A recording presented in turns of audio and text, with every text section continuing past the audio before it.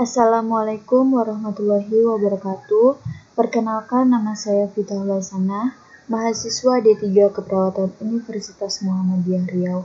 Nah, di video kali ini saya akan melakukan presentasi mengenai dengue hemorrhagic fever atau DHF untuk memenuhi mata kuliah Keperawatan Medikal Bedah 1 dengan dosen pengampu Nurse Ismaniar SCAP MCAP.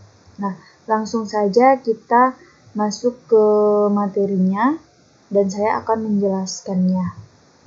Yang pertama, kita masuk ke pengertian dari DHF ini. DHF adalah penyakit yang disebabkan oleh virus dengue, sejenis virus yang tergolong arbovirus dan masuk ke tubuh penderita melalui gigitan nyamuk Aedes aegypti betina.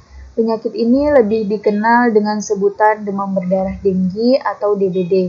Nah, DHF adalah infeksi arbovirus Arthropoda burnivirus akut, ditularkan oleh nyamuk spesies Aedes.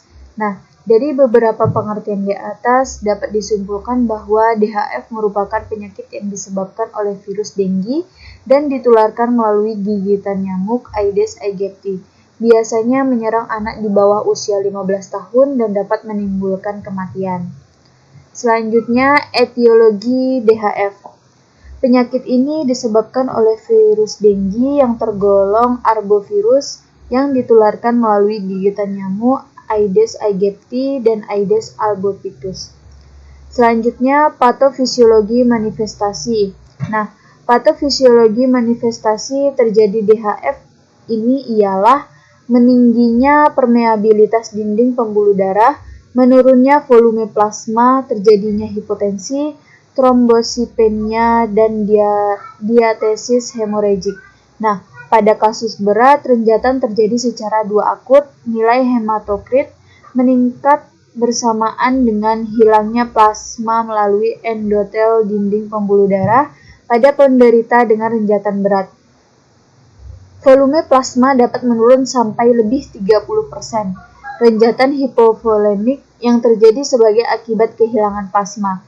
Bila tidak segera diatasi dapat mengakibatkan anoksia jaringan, asidosis metabolik, dan kematian. Kelainan yang paling sering ditemukan ialah perdarahan di kulit berupa peteki, perdarahan di saluran pencernaan paru, dan jaringan periode renal hati membesar. Terdapat perlemakan yang disertai perdarahan atau sarang nekrosis hemoragik.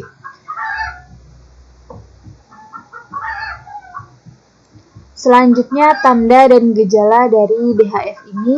Yang pertama, demam. Penyakit ini didahului oleh demam yang tinggi atau panas mendadak berlangsung 3-8 hari kemudian turun secara cepat.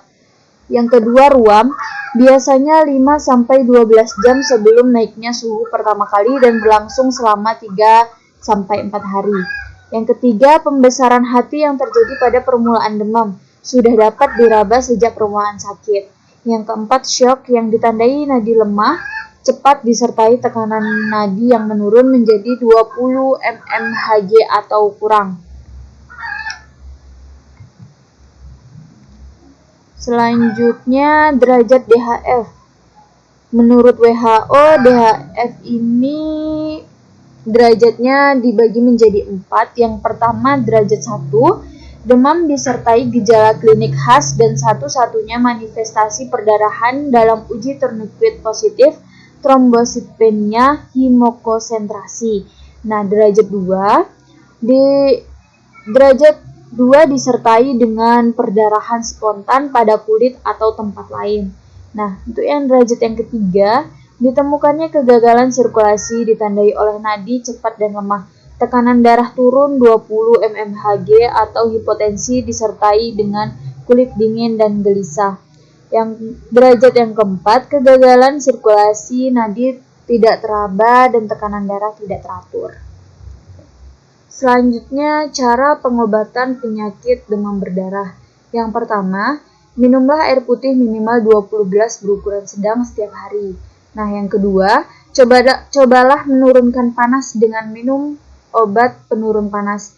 Minum yang disarankan seperti jus jambu merah untuk meningkatkan trombosit.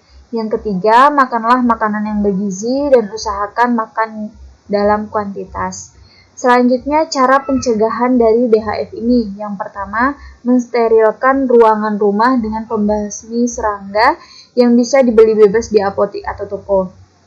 Yang kedua, berkoordinasi dengan warga lingkungan tempat tinggal untuk melakukan flushing guna membasmi sarang nyamuk. Yang ketiga, bergotong royong bersama para tetangga untuk membersihkan selokan-selokan serta membuang sampah-sampah yang bisa menampung air sebagai media bertelur oleh nyamuk. Yang keempat, membersihkan bak mandi dan menaburkan serbuk abit agar jentik-jentik nyamuk mati. Selanjutnya, diagnosa yang mungkin muncul pada DHF ini. Yang pertama, resiko tinggi kekurangan cairan elektrolit berhubungan dengan peningkatan permeabilitas kapiler, pindahnya cairan intravaskuler ke ekstravaskuler. 2. Ketidaksseimbangan nutrisi kurang dari kebutuhan tubuh berhubungan dengan mual, muntah, tidak ada nafsu makan. Yang ketiga, hipertermia berhubungan dengan proses infeksi virus.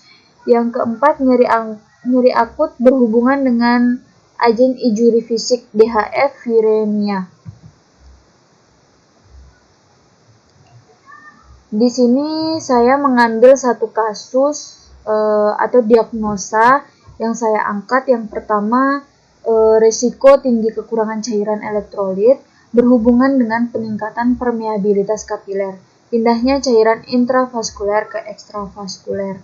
Nah, adapun tujuan yang akan dilakukan dengan kasus ini, tujuannya kebutuhan cairan tubuh klien terpenuhi. Lalu kriterianya wajah klien tampak segar, turgor kulit baik, output urin dalam rentang normal 600 sampai 1500 ml per 24 jam. Nah, intervensi yang dapat diangkat yang pertama, kaji keadaan umum klien serta tanda-tanda vital. Yang kedua, observasi adanya tanda-tanda shock. Yang ketiga, anjurkan dan berikan klien minum 1000 sampai 1500 ml per hari sesuai toleransi. Yang keempat, kolaborasi pemberian cairan intravena. Nah, itu intervensi yang dapat diangkat dari kasus tadi.